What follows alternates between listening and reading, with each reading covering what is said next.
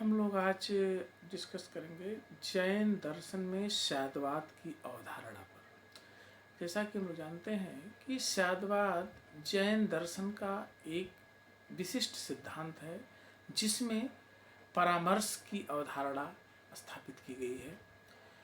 यहाँ पर देखें तो जैन दर्शन की, जैसा कि तत्व मीमांसा के अध्ययन के क्रम में हम लोगों ने देखा है कि जैन दर्शन की तत्व मीमांसा अनेकांतवादी है, जिसमें वस्तु के अनंत धर्मात्मक स्वरूप को स्थापित किया गया है।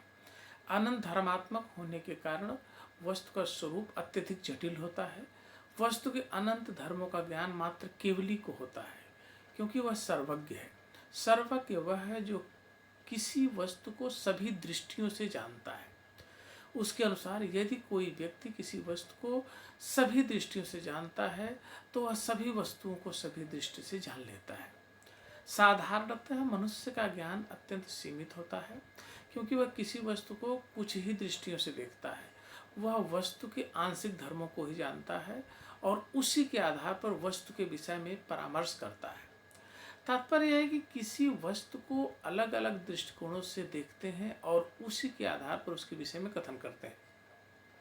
फलस्वरूप उनके कथनों में परस्पर मतभेद होता है। इनमें से किसी कथन द्वारा वस्तु के स्वरूप का पूर्ण बोध नहीं होता। वस्तु के विषय में कोई कथन एकमात्र सत्य नहीं होता। इस प्रकार वस्तु का स्वरूप अत्यंत जटिल होने के कारण उसके विषय में कोई कथन अंशतः ही सही होता है, किंतु कोई कथन पूर्ण रूपेण सही नहीं होता। उसकी सत्यता सापेक्ष होती है। जैन दर्शन में एक दृष्टि में पदावली का अर्थ देने के लिए किसी कथन के पूर्व स्यात् के प्रयोग का सुझाव दिया जाता है। जैन दर्शन में स्यात् एक तकनीकी एवं पारिभाषिक शब्द है जो इस बात पर बल देता है कि स्यात् पूर्वक परामर्श कतिपय विशिष्ट परिस्थितियों एवं दृष्टियों में किया गया है और उस परिस्थिति एवं दृष्टि में वह परामर्श सत्य है। जैन दार्शनिक इस बात को स्पष्ट करने के लिए अंधे और हाथी की कहानी का उल्लेख करते हैं कि 6 अंधे एक हाथी के अलग अलग अंगों को स्पर्श करके हाथी का वर्णन करते हैं। एक अंधा हाथी के पैर का स्पर्श करके कहता है कि हाथी खंभे के समान है। दूसरा अंधा हाथी के सूंड का स्पर्श करता है और कहता है कि हाथी अजगर के समान है। तीसरा अंधा हाथी के कान का स्पर्श करके कहता है हाथी पंखे के समान है। और चौथा अंधा हाथी के पेट का स्पर्श करके कहता है हाथी दीवार के समान है, पहाड़ के समान है, इत्यादि। प्रश्न है कि हाथी के विषय में किसी अंधे का कथन सत्य है? प्रत्येक अंधे का विचार है कि केवल उसी का जो दृष्टि है, उसी की जो अवधारणा है, वही सत्य है। अस्पष्टता अंधों के हाथी विषयक वर्णन में मतभेद का कारण दृष्टिभेद है। जब उन्हें यह समझाया जाता है उन्होंने हाथी के अलग अलग अंगों का स्पर्श करके हाथी का वर्णन किया है, तो उनका मतभेद दूर हो जाता है। जैन दार्शनिक इस कहानी के आधार पर यह स्पष्ट करना चाहते हैं कि विभिन्न दार्शनिकों एवं उनके सिद्धांतों के मध्य विवाद का कारण दृष्टिभेद है। प्रत्येक दार्शनिक सिद्धांत उस दृष्टिकोण के आधार पर सत्य है जिसके अनुसार उसका प्रतिपादन हुआ है, यद्यपि अन्य दृष्टिकोणों से वह सत्य नहीं हो सकता। यहाँ पर देखें तो जैन दार्शनिक स्यात् शब्द को इन अर्थों में नहीं ग्रहण करते हैं कि शायद के रूप में, जैसा कि लोग सवाल उठाते हैं कि शायद मे बी के रूप में है, परहैप्स के रूप में है, बल्कि जैन दार्शनिक इसका एक टेक्निकल रूप में, एक तकनीकी रूप में प्रयोग करते हैं। और यह शब्द यहाँ ज्ञान की सापेक्षता का द्योतक है। स्यात् शब्द से यह ज्ञात होता है कि स्यात् पूर्वक जो भी परामर्श हुआ है वह किसी दृष्टिकोण विशेष पर आधारित है। वह परामर्श कतिपय परिस्थितियों, देश एवं काल के संदर्भ में है। उन दृष्टिकोण, परिस्थिति, देश और काल के संदर्भ में वह परामर्श सत्य है, यद्यपि वह अन्य दृष्टिकोण, परिस्थिति एवं देश काल के संदर्भ में असत्य भी हो सकता है।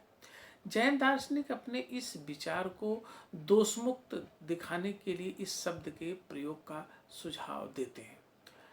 इस रूप में देखें तो शाद्वाद ज्ञान की सापेक्षता का सिद्धांत है। इसका निहितार्थ यह है कि सीमित बुद्धियुक्त प्राणी किसी वस्तु के विषय में जो परामर्श करता है वह किसी प्रसंग में करता है और उस प्रसंग में वह सत्य होता है।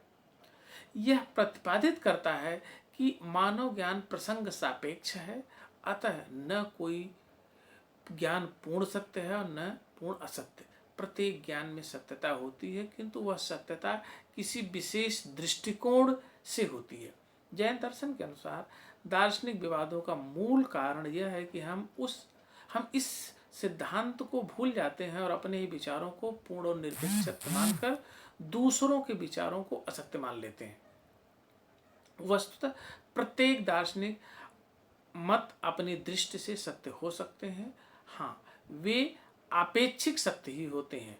दृष्टि भेद के कारण विभिन्न दार्शनिक सिद्धांतों में विवाद पाया जाता है। ये दृष्टि सादृश्य होने में उनमें विवाद की संभावना समाप्त हो जाती है। और जैन दर्शन अपने इस स्यादवाद को स्पष्ट करने के लिए, प्रमाणित करने के लिए स्यादवाद को जो है कि सप्तभंगी नय की एक स्थापना करते हैं। अर्थात स्यादवाद का प्रमाण जो है सप्तभंगी नय है इनके।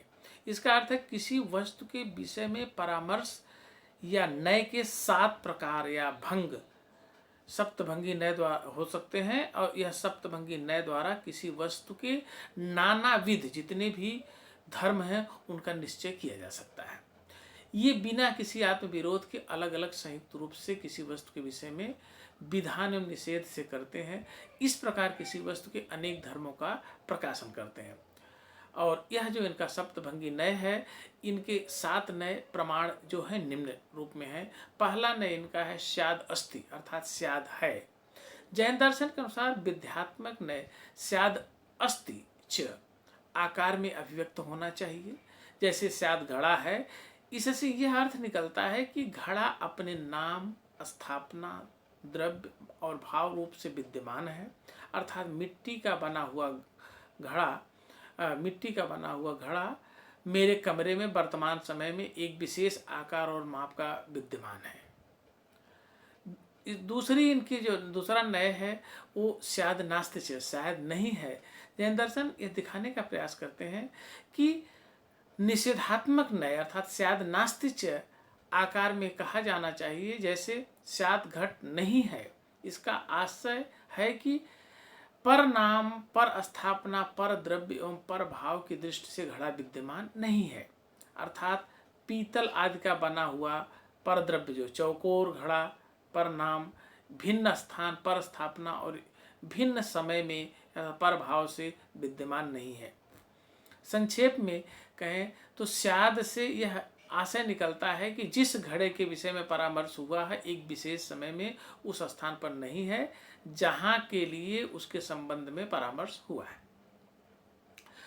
तीसरा इनका जो नय है वह है स्याद अस्तिच नास्तिच, अर्थात स्याद है और नहीं है। इस नय में अगर देखें तो दृष्टि भेद से घड़े का विधान और निषेध दोनों किया गया है। जैसे स्याद घड़ा है भी और नहीं भी है। इसमें स्वरूप, द्रव्य, स्थान, काल की दृष्टि से घड़े का विधान किया जाता है और पर रूप, द्रव्य, देश, काल की दृष्टि से घड़े का निषेध भी किया जाता है। इस नय का आशय यह है कि एक विशेष अर्थ में घड़ा है और अन्य अर्थ में घड़ा नहीं है।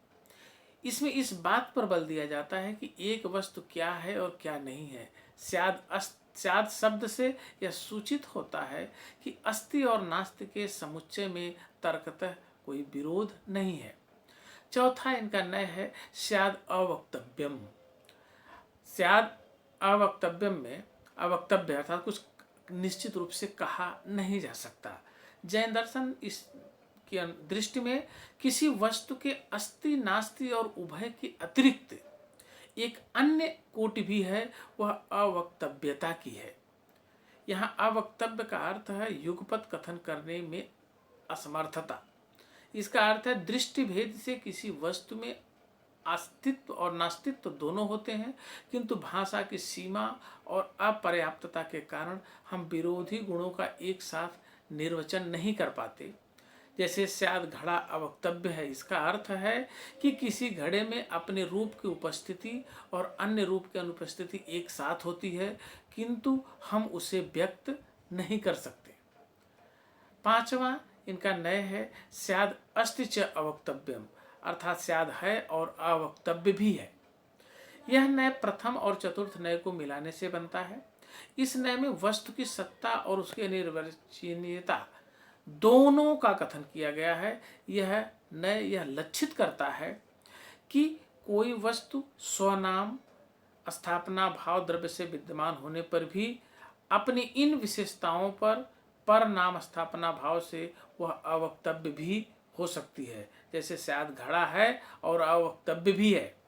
इस नय का अर्थ है कि यदि घड़े के द्रव्य रूप मृत्तिका को देखें तो घड़ा है, किंतु इसके द्रव्य रूप मृत्तिका और परिवर्तनशील रूप दोनों को एक समय में देखें तो वह अस्तित्वान होने पर भी अवर्णनीय हो जाता है। इस रूप में इनका छठा जो नय है वह है स्याद नास्ति च अवक्तव्यम च, अर्थात स्याद नहीं है और अवक्तव्य भी है। यह नय द्वितीय और चतुर्थ नयों को मिलाने से बनता है। यह नय वस्तु की असत्ता, वस्तु क्या नहीं है और उसकी अनिर्वचनीयता दोनों को उपलक्षित करता है। जैन दर्शन के अनुसार कोई वस्तु पर नाम स्थापना पर द्रव्य भाव से अविद्यमान होने पर भी इन विशेषताओं के साथ स्वनाम स्थापना द्रव्य भाव से वह अव्यक्त भी हो सकती है। जैसे स्याद घड़ा नहीं है और अव्यक्त भी है। इस नय का अर्थ यह है कि घड़ा अपने पर्याय रूप की अपेक्षा नहीं रखता, क्योंकि वे रूप क्षण क्षण में परिवर्तनशील होते रहते हैं। इसमें सत्ता रहित अव्यक्त की भावना की प्रधानता है। और अंतिम और सातवां नय इनका कहा जाता है स्याद अस्ति च नास्ति च अवक्तव्यम, अर्थात स्याद है नहीं है और अवक्तव्य भी है। यह नय तृतीय और चतुर्थ नयों को मिलाने से बनता है। जैसे स्याद घड़ा है, नहीं है और अवक्तव्य भी है। अपने निजी चतुष्टय स्वनाम स्थापना द्रव्य भाव की दृष्टि से पर वस्तु के चतुष्टय पर नाम स्थापना द्रव्य भाव की दृष्टि से और अपने निजी एवं अभावात्मक वस्तु के संयुक्त चतुष्टय के दृष्टिकोण से कोई वस्तु हो सकती है, नहीं भी हो सकती है और अवक्तव्य भी हो सकती है। जैसे घड़ा मृत्तिका की दृष्टि से है, उसके मृत्तिका के रूप क्षण क्षण में परिवर्तित होते हैं, अतः वह नहीं है। इन दोनों दृष्टियों के आधार पर संयुक्त रूप से विचार करने पर वह अवक्तव्य है। इस नय में द्रव्य और पर्यायों के एक साथ होने और अलग अलग होने के कारण घड़े का अस्तित्व, अनस्तित्व और अवक्तव्य सूचित किया गया है। इस रूप में देखें तो स्यादवाद की स्थापना इन सप्तभंगी नय के आधार पर जैन दर्शन में दिखाने का प्रयास किया गया। सप्तभंगी नय यह स्यादवाद उनके अनेकांतवादी दृष्टि को जस्टिफाई करता है।